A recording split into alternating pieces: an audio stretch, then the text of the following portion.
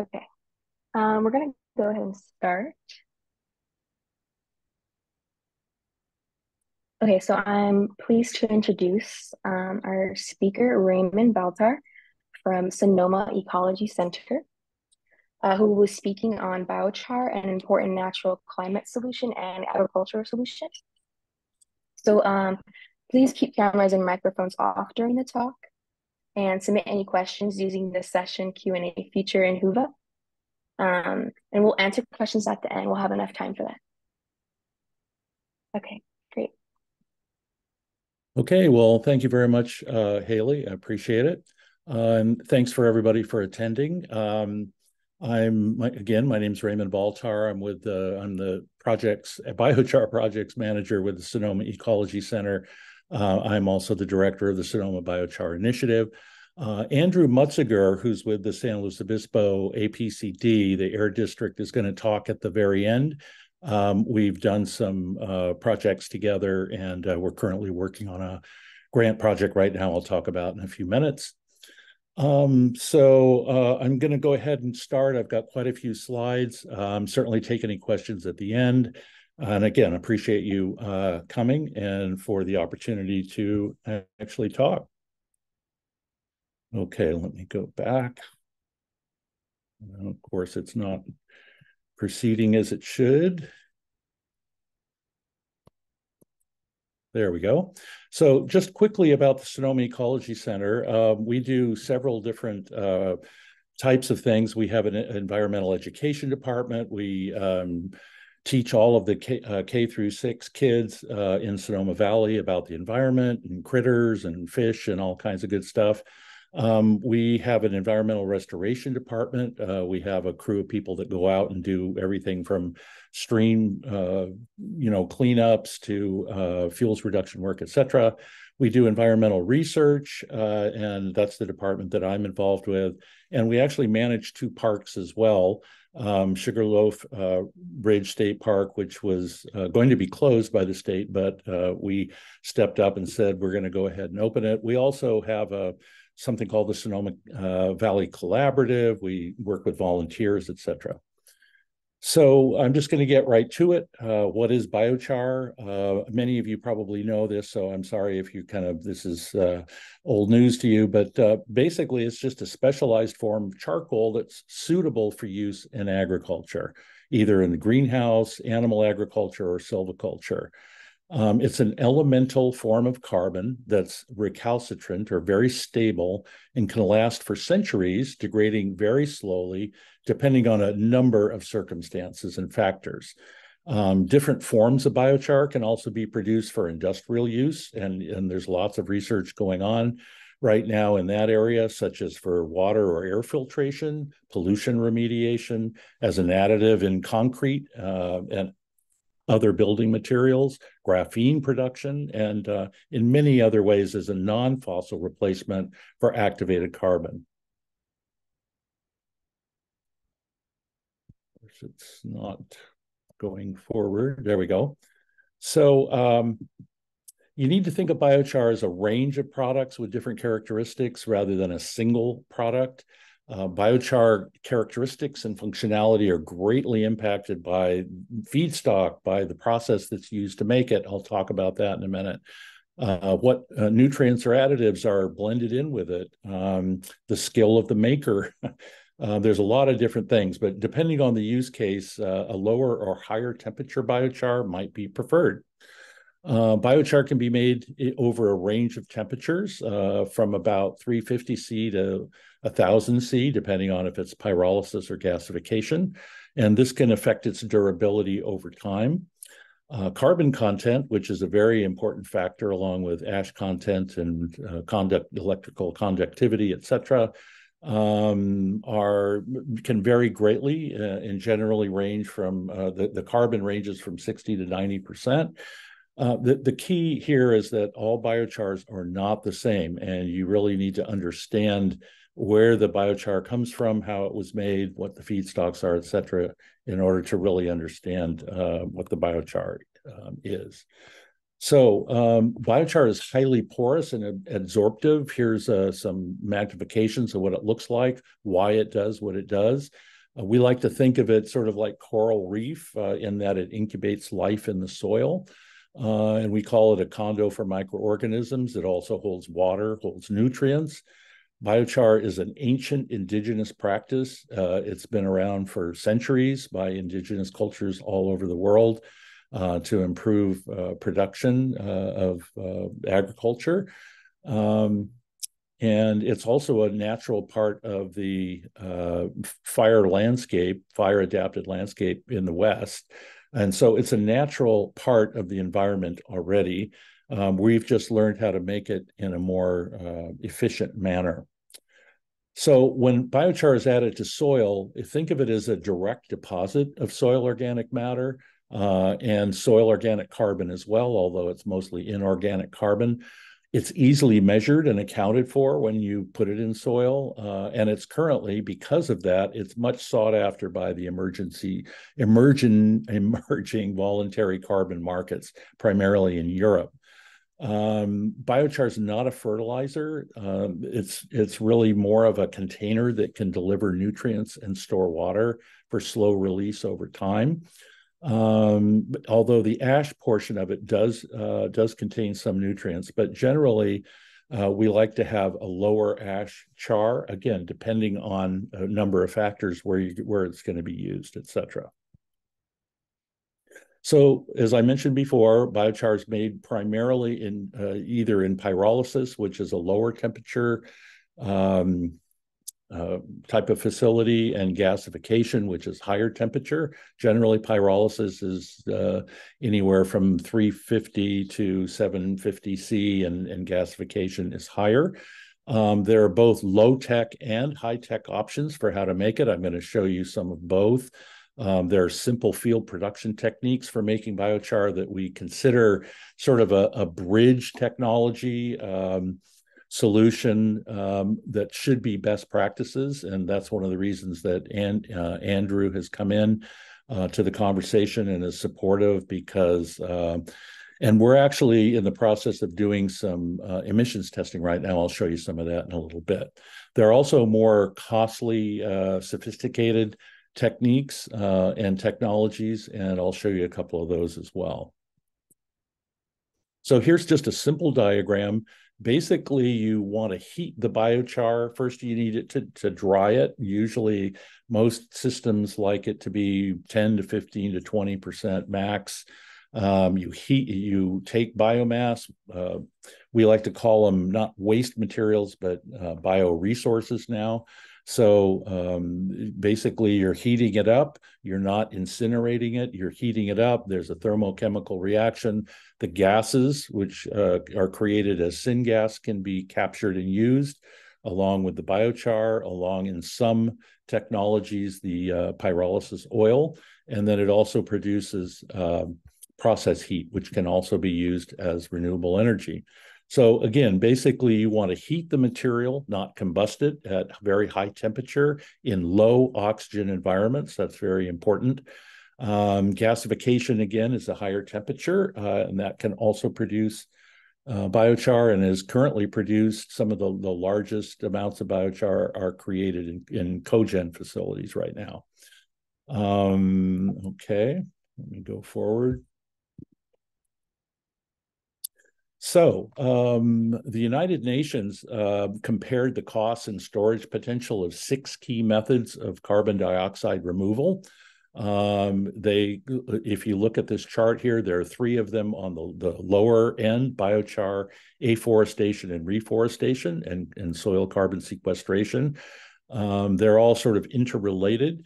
But there are other technologies such as direct air capture, BECCS, and enhanced weathering. Those are also really important. We need to do all of these, but right now the 3 on the top are more expensive and still somewhat experimental, whereas biochar production has been done for thousands of years. It's very easy to adapt agriculture to soil carbon sequestration, and then planting trees has been done forever as well. So it's considered a natural climate solution. Biochar is. So it's one of the things that we can do either in our backyards. We can certainly use biochar in our local gardens, or it can be expanded into full commercial production by agriculture. So lab and field studies have shown that biochar can do all of these things. Again, biochar should be thought of as a range of products with different qualities and offering a range of benefits. Not all of the biochars or all of the soils that it's used in will be affected by these, but overall, definitely in water retention, especially in sandier soils. I'm not going to go through the whole list, but in particular, it promotes the growth of mycorrhizal fungi. And I'll show you a picture in a minute of that. Here, there was a study, in case you're wondering, there was a study of 26 different global meta-analyses. The link is right there. I'm happy to send it to you if you want. The main researcher was Hans-Peter Schmidt, who's sort of a famous biochar researcher in Europe.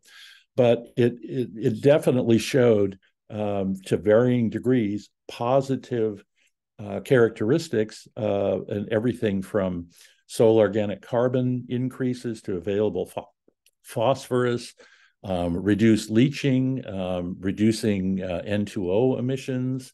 All of these things have shown overall a very positive reaction to using biochar. And then it also can be used as sort of soil remediation, and it shows the effects of the adsorption qualities of biochar for zinc and cadmium and things like that. So here are a couple of mushrooms and fungi that were photographed. The one on the right I just took yesterday at the site that we're working at, showing fungi coming right out of the biochar mix. On the left, Josiah Hunt, who owns Pacific Biochar, was quoted as saying, even though a giant pile of manure supplied more than enough food energy, the fungus wrapped itself around the biochar and appears to be preferentially feeding from it, or at the very least, utilizing it as an ideal home base. So it's surrounded by all this manure, but it attaches itself to the biochar. So biochar, again, as I mentioned, has been shown to reduce nitrous oxide, which probably most of you know is a much more intense greenhouse gas than CO2. In one study by Johannes Lehmann and others, Johannes is one of the premier biochar researchers from Cornell.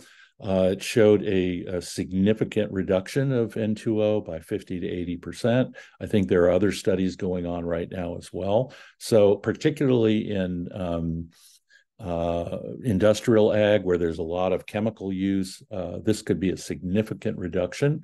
Greenhouse gases. There was another study done by Johannes, sort of worldwide, looking at waste or surplus bioresources, that it could sequester up to 10% of the anthropogenic carbon emissions.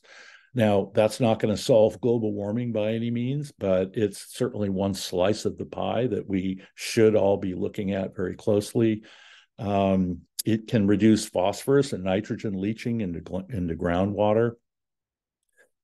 Feeding it to cattle, it can reduce methane release during compost, in the manure composting. And there was a study done at UC Merced showing over an 80% methane reduction by using biochar in the composting process. So again, it's a very important reduction in the greenhouse gas. In Europe, most of the biochar is actually fed to ruminants. I know that seaweed has a very high potential for reducing the methane in enteric methane that the cows burp out, but biochar can do about 25% in a very small amount fed to cattle. 1 or 2% has been shown. Not again across the board. We're still doing research in this, but I think there's a very strong potential once we figure out exactly which biochars are going to work best.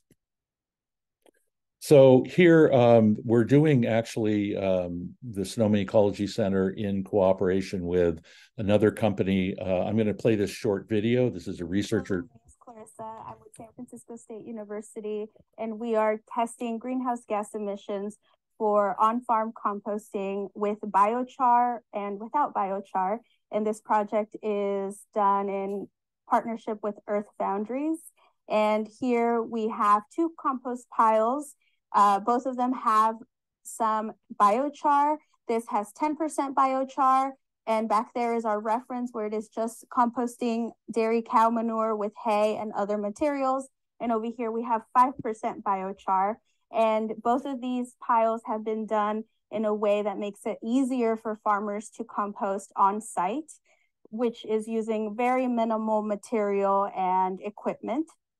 And we're measuring greenhouse gases with a dynamic chamber. We're measuring carbon dioxide, methane, ammonia, and nitrous oxide that are being released directly from the piles. And we're comparing to see if the biochar decreases the greenhouse gas emissions compared to that of just the dairy cow manure. And we're using this gas analyzer here that connects to the chamber that uses infrared spectroscopy technology, where it measures the gas wavelengths. And we are doing a similar project at Weber Poultry Farms, where we're measuring the greenhouse gases of poultry manure in combination with biochar, as well as poultry manure in combination with sawdust. And we are trying to see what practices will decrease greenhouse gas emissions and if biochar can make an impact in reducing those emissions. So that was just a great little explanation.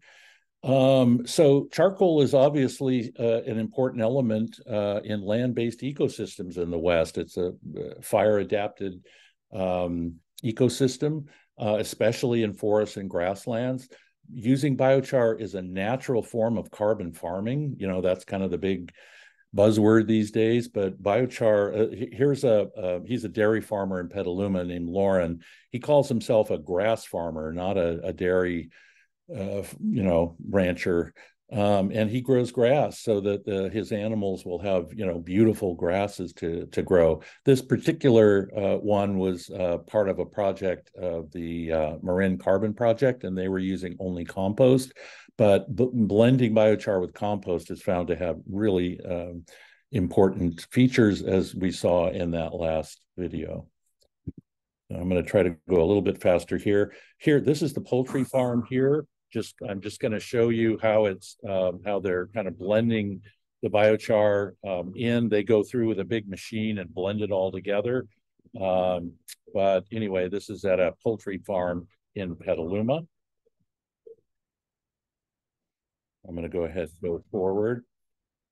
So just to give you a little background, the modern biochar movement started when researchers from Cornell and probably other universities as well went down to the Amazon and were studying these terra preta soils, which are incredibly fertile soils. In the middle, the pictures on the right kind of show a typical soil profile in the Amazon, which gets leached because of all of the rain, and then a biochar amended soil. They also put pottery shards and human manure and all kinds of other things.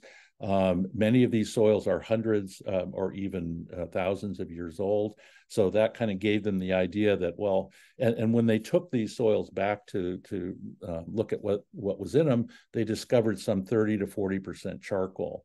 So because these persisted and the soils are still really fertile, that gave them the idea that, and that was, I think, in the late 90s, early 2000s. So there's been kind of the modern movement that really only started since about 2008 or so, when they started having conferences on it.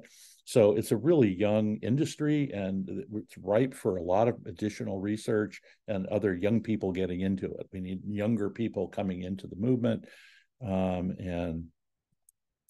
Okay, so let me move forward. Every time somebody jumps in. So we actually teach people up and down California about improved field burning techniques. On the left is what's called a flame cap kiln. I've heard that Cal Poly has designed their own kilns and are testing them out now. Maybe someone here at the university will be talking about that. And then on the right is just a simple altered technique called the conservation burn technique. It's lit from the top. And these are field techniques that can drastically reduce the smoke that comes out and then also produces biochar at the end. It's a really simple kind of physics. When the pile is lit from the top rather than the bottom, there's a draft that's created. And the smoke that's down here will kind of get pushed up through the flame profile and incinerated much better. And we're actually doing testing right now. I'll show you. See, go forward. Again, roughly 50% of the plant is made up of carbon, and with these techniques, when you put it out, you can kind of conserve as much of the carbon as possible. Usually with these techniques, it's not near as good as the pyrolysis systems, but they're field techniques, and we believe that these should be, again, best practices that are used throughout the state to, again, drastically reduce the amount of smoke pollution while also producing biochar in the field. So right now we are working on a CAL FIRE grant. The San Luis Obispo APCD got the grant from CAL FIRE, and we are working with several other, the Missoula, Montana U.S. Forest Service Fire Lab and Washington State University doing the LCA of the project. So anyway, this is actually the project going on right now. This is a typical burn pile here. This I took just yesterday or the day before, kind of showing the typical smoke that comes out from these. And then this is a much more efficient kind of a top burn pile. So they're actually at different stages of incineration here, but generally they'll be much cleaner right from the beginning, and you will not see these kinds of smoke plumes. Go forward. So this is just our USAL burn crew. We do teach these. We have classes and field trials in this at the Sonoma Ecology Center, and we have a very ecological approach to forestry management. Not all material should be, taken out of the forest. Some needs to be left for critters. Some can be utilized for other uses, including mass timber and furniture production, et cetera. But some portion of the massive amount of fuels reduction materials that's coming out of the forest and some surplus ag materials should be converted to biochar and utilized back into soil, either in the forest or in ag. So again, as I mentioned, there are many sort of new portable units that are coming out there that could be used in lieu of the kilns. These flame cap kilns were actually designed by Kelpie Wilson, Southern Oregon. She's an engineer by trade, but she's written a lot of great articles, and you can look her up by going to wilsonbiochar.com. She's really a great resource for all things biochar. So the Burn Boss and the subsequent model, the Char Boss, made by Air Burners Company, has a lot of interest and utilization. It does not make as much biochar as the kiln does, and I have not seen any analyses of it yet. But these are toe-behind models. They're also quite clean because there's a curtain of air that comes down and sort of keeps the smoke down in the burn chamber. And the new design actually has a screen at the bottom and that kind of pulls out the char after and then you wet it down, et cetera. So this shows a lot of promise for some in-field stuff. This is what's called a carbonator. It was made by ROI initially. Now it's made by a company up in Canada. And this can process up to 10 tons per hour of material. You do need a loader of some sort. It also is an air curtain burner, so it's a very clean burn. And then it also produces biochar by design. There are augers at the bottom that pull out the char at the bottom and cool it down at the same time. And then a conveyor can load it right up into a truck. So it's a pretty efficient system. It's it's expensive to run and move, but it is mobile. And so this kind of a machine, which is actually being used in the Oakland Hills right now at a 400-acre fuels reduction project there. And what it's doing is it's saving all the trucks that would normally be taking all the eucalyptus trees down to a central processing facility, or the chips, if they were chipped. It can be processed right on site, and the biochar, which during the production, it reduces the volume considerably, like 80 to 90%, and then produces 10% biochar, which is, again, not a great conversion ratio, but because of the volume, it actually produces a significant amount of char.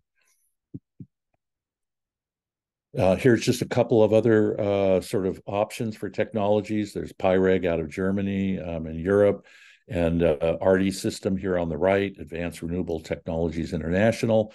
Over the mid to long term, we advocate for regional community-based biomass processing technologies. These are clean. They have afterburners. They're very, very, they're sort of biomass 2.0 plants, we like to say. A lot of the early, cogen plants were biomass 1.0. They were placed in communities that they should not have been. A lot more care needs to be considered when placing these, so that because there are social justice issues, obviously. But they're much, much cleaner than the original technologies, and we're really excited about what's coming down the line and making much cleaner processing facilities that also produce biochar. These are relatively low price, 1 to 5 million. That sounds like a lot, but compared to the 30, 40, 50 million up for some of the larger cogen plants, they're almost affordable. Biochar production does need to be subsidized, just like wind was, just like solar was, just like oil still is. It's an early industry, and it needs some support to get it up and running into a commercial place. There are larger scale options we've looked at, like BC Biocarbon out of Canada and West Biofuels in the US. Those are viable options too that you can look at as a community. So I'm almost done here. There are also larger scale ways to make it. On the left is a Phoenix Energy facility in Merced, I think it is. It was a 500 kilowatt unit, not very big, but it produces a fair amount of biochar. There's another one that's going to be commissioned soon up in North Fork in the Sierras. And then on the right is an old cogen facility up north. It has been adapted to produce biochar and very high quality biochar. The company that's doing these conversions is looking at other plants to do conversions as well. Again, we would much prefer to see smaller community-sized facilities that don't pollute, and that the biomass doesn't have to be transported long distances. Doesn't make sense to do that with most techniques. So certainly with biochar as well. So you need these facilities within around 25 miles to bring the biomass in. So if we have a whole string of these biomass 2.0 plants that some of them can also produce the heat, which can be used in kilns or drying fruit or many other types of uses for the heat. So it can produce energy that can offset costs for whatever they're using, natural gas or whatever right now. So again, there are some challenges for scaling biochar. I'll just go through them real quick. One of them is education. When I started this process in 2009 as a grad school green MBA project, hardly anybody had heard of biochar. And so we've been, over the last, 12 years, 13 years, we've been looking at educating people up and down California, including this opportunity. Until recently, the biochar has been pretty expensive. When I started, it was $2,000 a ton. Now the price can be brought down as low as $270 to $600 a ton, which still needs to become lower, but it's getting down there, and the more that's produced, the better. The availability has also been, and quality control has been kind of iffy up and down. So we're starting to get that under control, but we need more work in that. Permitting is currently a real issue. And I won't go too into this. Maybe Andy can talk a little bit about this, but we did get a pyrolysis unit via CAL FIRE grant. We've spent the last 2 years trying to permit it in the Bay Area. There's been challenge after challenge, mainly because of a US EPA permitting rule. But anyway, there are permitting issues. We're looking at another location now up in northern Sonoma County. And the markets are still developing. There are many markets potentially, but it's still early in the industry. And so but one of the key things that's happened is that carbon credits are now available for producers. Again, very much in demand right now, particularly because the carbon credits traditionally have been through saving forests. Forests can burn down along with, your carbon credit, whereas when you take biochar and put it in the ground, it's going to likely stay there for a very long time and is not likely to burn up. So it's very much in demand in Europe. So just a summary here, why is biochar an important climate change strategy? It removes carbon from the carbon cycle using surplus bioresources, used to be called waste, and can be upcycled into many beneficial products. It's one of the least expensive methods of sequestering carbon, according to the IPCC and others. It's considered a natural climate solution. It promotes soil health, plant health, soil moisture retention. It can reduce methane emissions in cattle during compost operations and reduce nitrous oxide emissions from industrial ag. And it can provide baseload carbon negative renewable energy if it's done correctly. Of course, you have to do a full LCA of that to make sure, but it's definitely possible. So that's the end of the talk. I am going to introduce Andy Mutziger now, and he's going to talk a little bit about the project that's going on right now in the USL Forest. I'm in a motel room right now, kind of playing hooky for that project to give this. So Andy, would you like to take over? I'm going to stop sharing. Sure. Thank you, Raymond. Appreciate that. I'm going to go ahead and start sharing myself. Let's see here.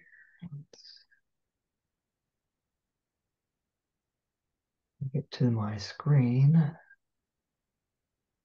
And I'll be happy to answer questions after Andy, or you can put them in the chat.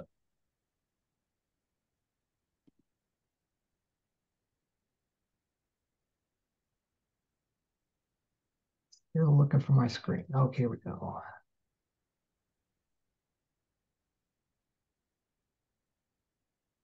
Okay.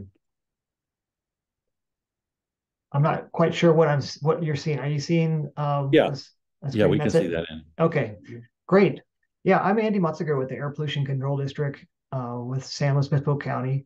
And we've been working with Raymond since probably around 2017. He came down and did some testing or some training for the vineyard team here in San Luis Obispo County. And that vineyard team has members that were interested in learning how to burn in a more effective way. And when we saw what Raymond was showing with these conservation burns relative to traditional pile burning, we recognized immediately the reduction opportunities in nuisance from smoke, and then just the prospect of saving carbon from traditional burning processes. So we were very interested in working with him and other partners to develop a study, because we can see that there are benefits, but until you can actually quantify what those benefits are, we can't promote them as best management practices in California. So this study that we're looking at here is, or this study that we're currently in the process of doing is intended to do that very thing. We worked with CAL FIRE to secure a research grant. It's about a $300,000 grant. And what we're doing is we're burning with 2 different clean burn technique replicates relative to traditional burning methods. and that is the conservation burn and the ring of fire kilns. And those are being tested against just regular traditional pile burns. And we're doing this testing in the field right now in the Usal Redwood Forest.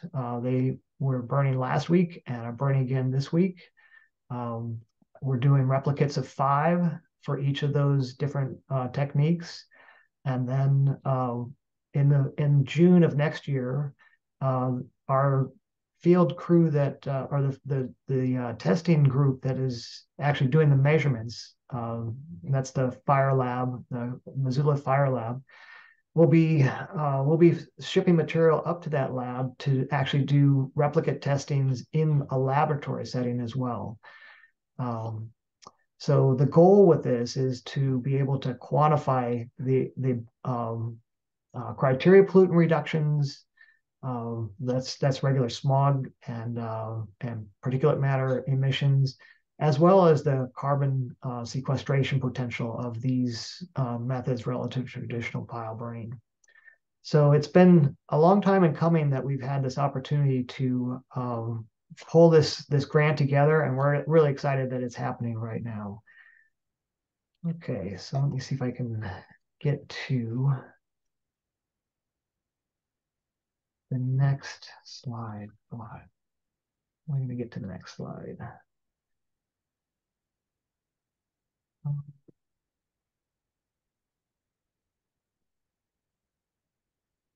know what? I'm going to stop sharing right now.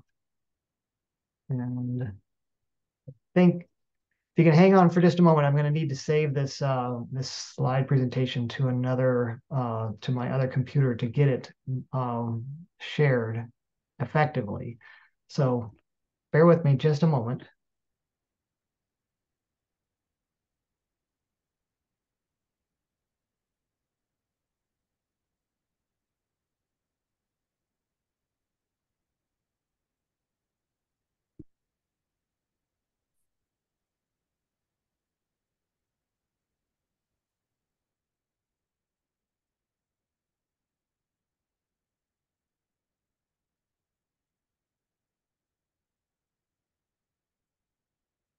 While this is saving out, I think, hang on just one moment.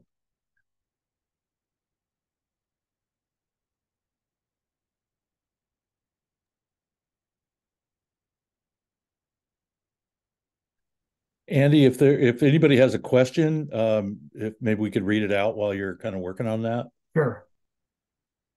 That would be great. Okay, yeah, it looks like there's a question. Is there a market for a biochar carbon credit? If so, how much do biochar carbon credits sell?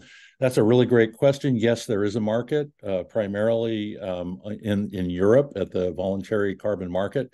They are paying up to $200 a ton, which translates to $400 to $600 a ton CO2 equivalent. And again, the reason for that is it's a safe bet. It's a much safer bet than sequestering that carbon for a long time than forests right now, unfortunately, because of the fire issues. And there are numerous companies that are selling them. The state of California is also working on, or CAR, the Carbon Action Reserve, I think it's called, is working on a protocol in California that will allow carbon credits to be sold here too. I doubt it's going to be that much, but anyway, and we're looking at a bunch of different ideas there. But it's very profitable. In fact, the biochar producers are making more money from the carbon credits now than from the sale of the biochar. Okay, I think I've got it now up on the screen. Okay, now let's see, how do I share this? Share screen 2.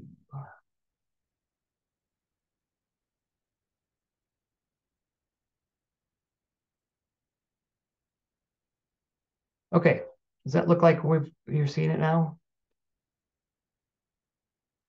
Raymond, are you seeing this now? No, not yet, Andy. Not yet? Darn. Okay. Well, at least I can't see it. I don't know.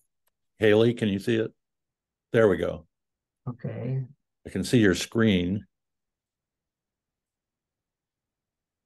How about that? Yeah. Okay, Yeah. great.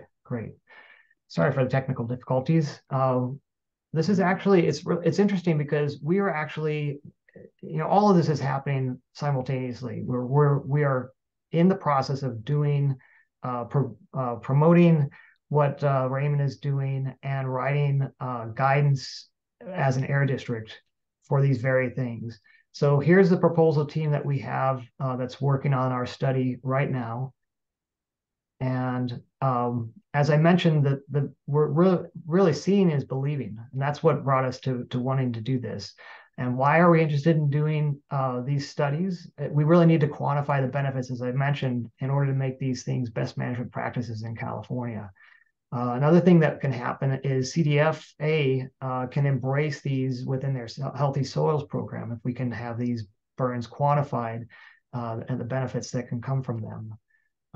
For air districts, we're interested in this in terms of promoting climate reduction or climate solutions, and also for our state implementation plans with criteria air pollutants, because these burn techniques that are low emitting, not only are they helping on the carbon side, but they're also helping reduce regular air pollution as well. We're also interested in having, if we can prove that these techniques have quantified benefits, we can set up subscription services where growers or landowners could then have a service that comes out and does these burn techniques for them. And then the carbon that is preserved could then be fed into the carbon markets. And that is, I think, what we were, the previous question was interested in. Yes, we are very interested in these techniques as an air district to help meet the climate needs locally. And I'm going to talk a little bit about that with regards to the California Environmental Quality Act, and as we look at land use development and projects that exceed thresholds and need mitigation measures. Okay, so Raymond's gone through a lot of this already. Here's what we have the problem with, which is traditional burn techniques. Those traditional burn techniques create a lot of smoke and a lot of complaints for air districts, which is something that, and it's a public health issue as well. So we've seen the conservation burn. The benefits that can come from that are low emissions and then carbon sequestration. So these pictures here show that prior to you allowing the burns to go to ash, the burns are hit with water, and that ends up preserving the coals, and the coals are what end up being that biochar. There's another view of a conservation burn. Here's from the field study that's happening right now up in the Usal Redwood Forest. And then Raymond's talked about the ring of fire kilns. And similar thing, we hit that with water, and there's a lot of production of biochar, much more production of the biochar from the ring of fire kiln than from the conservation burn, because it's a much more controlled burn situation. And here's another picture from the actual study going on right now, and you can see the probe that is being used to measure the emissions as well. And then let's move into the CEQA side of things. So as an air district, one of the things that we are part of is a group of reviewers of new development that comes into our areas. And this happens throughout California. So any new development that comes in, the air districts have guidance. We have CEQA guidance, which provides thresholds of significance for emissions, whether it be criteria pollutants or greenhouse gases. And there are only a few air districts in California that actually have thresholds for greenhouse gases. Our air district, Bay Area and Sacramento. But if you have thresholds of significance for new development, and the projects are large enough, they may exceed those thresholds. And we used a model called CaliMod that has been developed by the air districts throughout California to quantify the emissions of new land use development.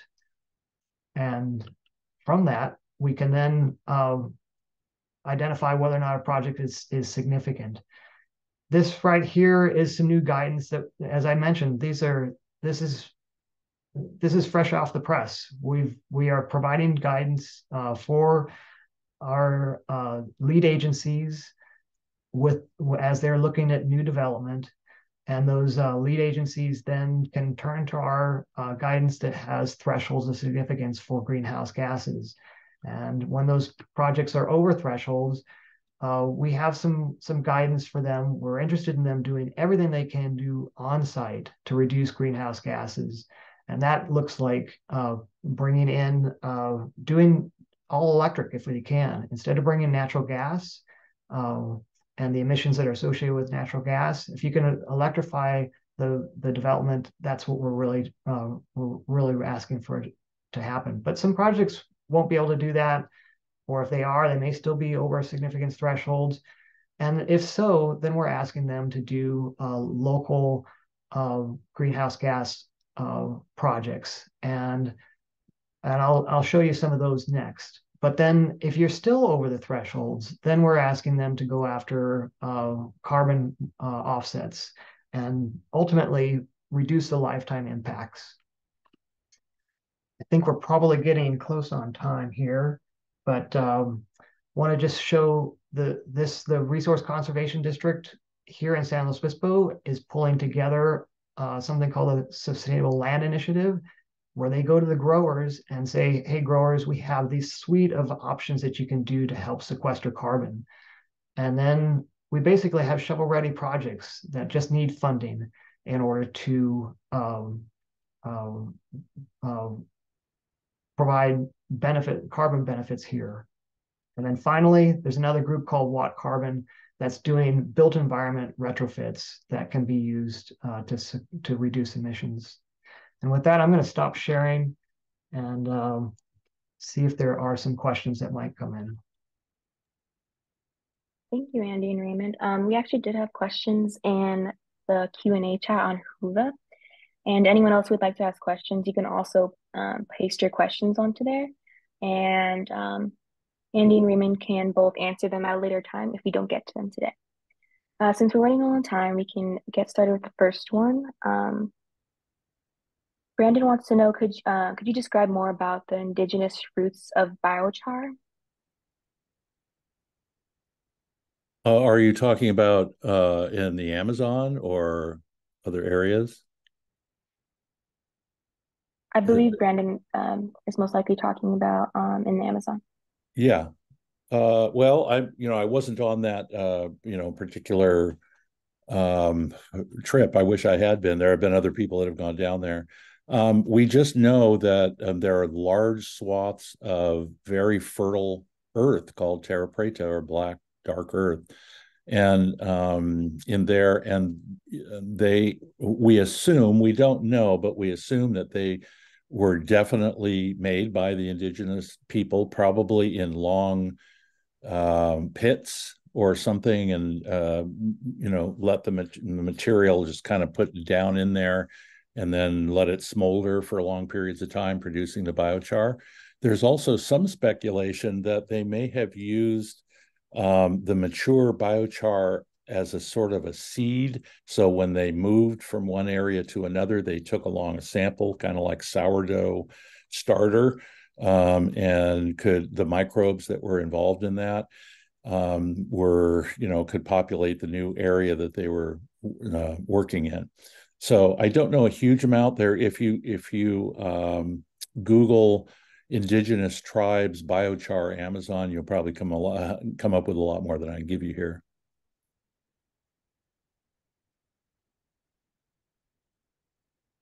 Thank you. We have a couple minutes. So Griffin asks, what are the limitations that are impacting adoptions of biochar use in agricultural systems statewide, nationwide, or globally? I kind of covered that earlier somewhat, but really, as far as agriculture, agricultural producers are a very conservative bunch. And up till now, biochar hasn't really been like their regular NPK fertilizer where you put X amount down and you'll get your corn to grow X tall. So we're still sort of learning which biochars work best in which crops and which soils. And while there's almost across the board, not completely, but in most soils there's an improvement, especially in sandy soils. It's been hard to make the case up until sort of recently when we've really started to get some really good results from certain amounts of biochar blended with compost. For instance, we did a 4-year study, for instance, with vineyards in San Luis Obispo County, and we were able to make the vineyard manager an additional $2,000 per acre in production. So that's the kind of thing that will cause farmers to adopt, is when you can make a good business case for it. So that's kind of where we've been. Also, there hasn't been a lot available that's been of a consistent quality, that's been cheap enough for them to afford. Obviously, with this vineyard study, they were so impressed by what we did that they are now converting all of their vineyards as they get pulled out and new vineyards put in to biochar, because they understand that is a good business case for it, and that the biochar is paid for within just a couple of years. And because it lasts, it's not like compost that you have to put on year after year. It keeps working in the soil over time. Then it's kind of a no-brainer, but you still have to come up with that money, and that's where the U.S. Forest Service, CAL FIRE, USDA, there are a bunch of CDFA, the Healthy Soils, they're starting to subsidize farms, and that's really what's going to have to happen. Is we're going to have to start subsidizing the cost to get more people using it. Then you can have that, what people like to call peer pressure, where one farmer peers over the fence to their neighbor and sees, oh my gosh, their corn is 2 feet higher than mine, at this stage. What did you do? So it's that kind of thing that's going to really make a big difference. Yeah, and speaking of peering over the fence, we do know that Tablas Creek Vineyard in Paso Robles is producing biochar from their materials on site right now and incorporating them into their soils. And that particular vineyard is the first regenerative agricultural vineyard that receives certification.